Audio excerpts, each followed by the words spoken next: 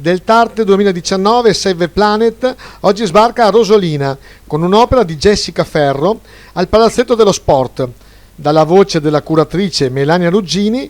alcune notizie e alcune impressioni dell'opera.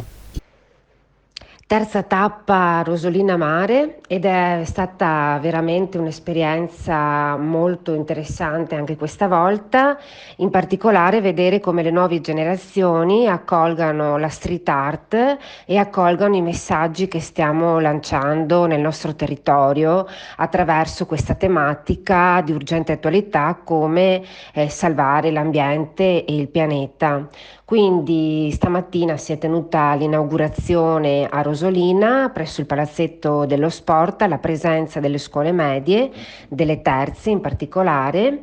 e del dirigente scolastico. Inoltre, ovviamente, a portare i saluti e a fare gli onori di casa c'era il sindaco di Rosolina e l'assessore alla cultura Anna Frasson. È stata un'esperienza molto forte, molto significativa perché Jessica Ferro, che è una delle artiste under 35 del nostro progetto, ha lavorato su un pesce ormai estinto del nostro territorio, che è lo storione. Lo storione, infatti, per i cambiamenti climatici e anche per l'inquinamento delle acque, non vive più sul nostro delta se non nelle valli, però ovviamente sotto allevamento intensivo e quindi non si riproduce più naturalmente.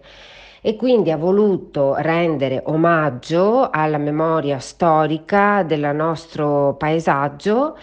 e con il potere della street art ha voluto rendere vivo questo animale che fa parte del DNA del nostro territorio in chiave pop. E infatti a chiudere il murales c'è una frase molto propositiva per il futuro e per le nuove generazioni, ossia il fatto che la più bella forma di arte è proprio quella di salvaguardare il mondo. E quindi con questa frase si chiude il messaggio di Jessica, la quale è un'artista molto valida nel panorama nazionale, quindi abbiamo scelto lei proprio perché io avevo lavorato con lei in passato, è un'artista eclettica che sa usare benissimo vari strumenti e varie tecniche, la land art per esempio, la stampa e l'incisione, la pittura e anche il murales,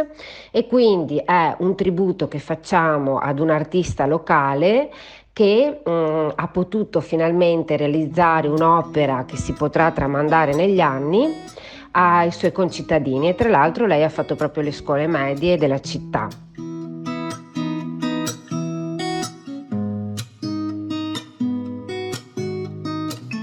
Sonrisa hipnótica y dulce